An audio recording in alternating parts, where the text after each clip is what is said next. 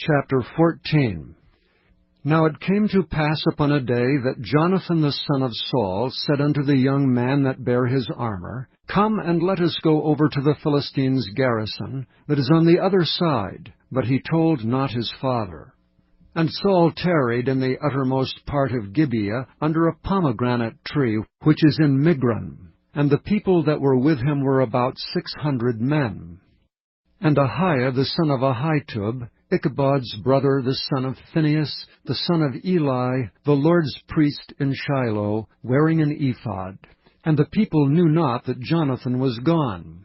And between the passages by which Jonathan sought to go over unto the Philistines' garrison, there was a sharp rock on the one side, and a sharp rock on the other side. And the name of the one was Bozez, and the name of the other Seni.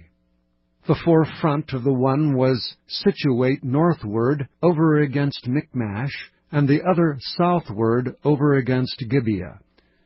And Jonathan said to the young man that bare his armor, Come and let us go over unto the garrison of these uncircumcised. It may be that the Lord will work for us. For there is no restraint to the Lord to save by many or by few.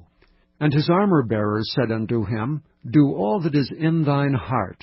Turn thee, behold, I am with thee according to thy heart.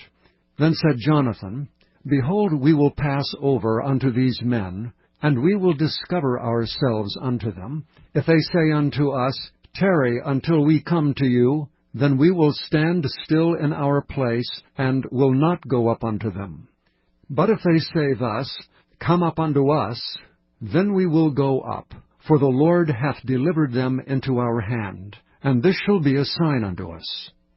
And both of them discovered themselves unto the garrison of the Philistines, and the Philistines said, Behold, the Hebrews come forth out of the holes where they had hid themselves. And the men of the garrison answered Jonathan and his armor-bearer, and said, Come up to us, and we will show you a thing. And Jonathan said unto his armor-bearer, Come up after me, for the Lord hath delivered them into the hand of Israel. And Jonathan climbed up upon his hands and upon his feet, and his armor-bearer after him. And they fell before Jonathan, and his armor-bearers slew after him. And that first slaughter which Jonathan and his armor-bearer made was about 20 men, within as it were an half acre of land, which a yoke of oxen might plow. And there was trembling in the host, in the field, and among all the people. The garrison and the spoilers, they also trembled, and the earth quaked, so it was a very great trembling. And the watchmen of Saul and Gibeah of Benjamin looked, and behold, the multitude melted away, and they went on beating down one another. Then said Saul unto the people that were with him, Number now, and see who is gone from us. And when they had numbered, behold, Jonathan and his armor-bearer were not there. And Saul said unto Ahiah, Bring hither the ark of God. For the ark of God was at that time with the children of Israel. And it came to pass, while Saul talked unto the priest, that the noise that was in the host of the Philistines went on and increased. And Saul said unto the priest, Withdraw thine hand. And Saul and all the people that were with him assembled themselves, and they came to the battle. And behold, every man's sword was against his fellow, and there was a very great discomfiture. Moreover, the Hebrews that were with the Philistines before that time, which went up with them into the camp from the country round about, even they also turned to be with the Israelites that were with Saul and Jonathan.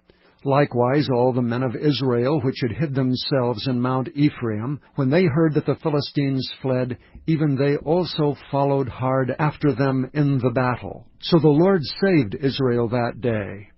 And the battle passed over unto Bethaven. And the men of Israel were distressed that day, for Saul had adjured the people, saying, Cursed be the man that eateth any food until evening, that I may be avenged on mine enemies. So none of the people tasted any food. And all they of the land came to a wood, and there was honey upon the ground. And when the people were come into the wood, behold, the honey dropped, but no man put his hand to his mouth, for the people feared the oath. But Jonathan heard not when his father charged the people with an oath, wherefore he put forth the end of the rod that was in his hand, and dipped it in an honeycomb, and put his hand to his mouth, and his eyes were enlightened. Then answered one of the people, and said, Thy father straitly charged the people with an oath, saying, Cursed be the man that eateth any food this day. And the people were faint. Then said Jonathan, My father hath troubled the land. See, I pray you, how mine eyes have been enlightened, because I tasted a little of this honey. How much more if haply the people had eaten freely today of the spoil of their enemies which they found?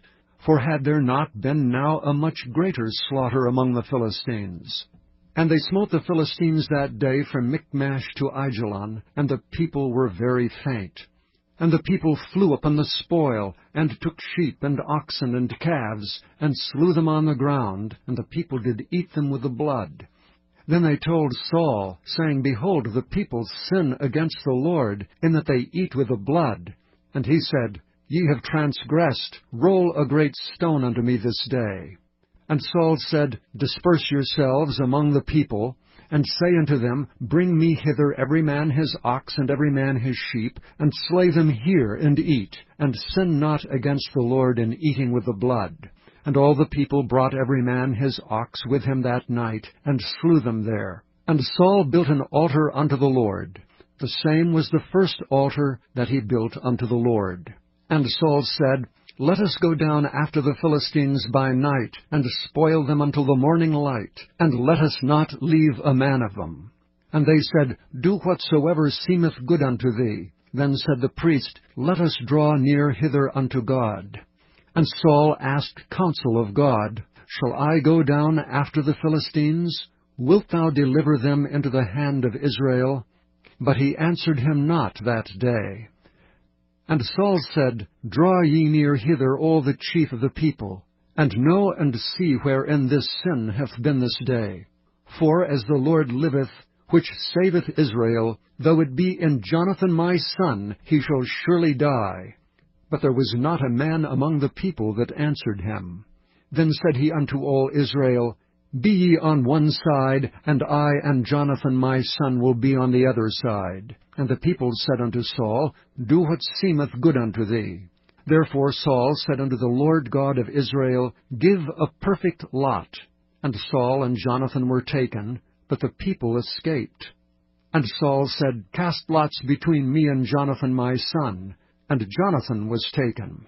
Then Saul said to Jonathan, Tell me what thou hast done. And Jonathan told him, and said, I did but taste a little honey with the end of the rod that was in mine hand, and lo, I must die.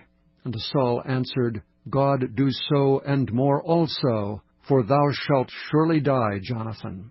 And the people said unto Saul, Shall Jonathan die, who hath wrought this great salvation in Israel? God forbid. As the Lord liveth, there shall not one hair of his head fall to the ground. For he hath wrought with God this day. So the people rescued Jonathan, that he died not. Then Saul went up from following the Philistines, and the Philistines went to their own place. So Saul took the kingdom over Israel, and fought against all his enemies on every side, against Moab, and against the children of Ammon, and against Edom, and against the kings of Zobah, and against the Philistines. And whithersoever he turned himself, he vexed them. And he gathered an host, and smote the Amalekites, and delivered Israel out of the hands of them that spoiled them. Now the sons of Saul were Jonathan, and Ishuai, and Melchishua. And the names of his 2 daughters were these, the name of the firstborn Merab, and the name of the younger Michal. And the name of Saul's wife was Ahinoam, the daughter of Ahimaaz. And the name of the captain of his host was Abner, the son of Ner, Saul's uncle. And Kish was the father of Saul, and Ner the father of Abner was the son of Abiel. And there was sore war against the Philistines all the days of Saul. And when Saul saw any strong man or any valiant man, he took him unto him.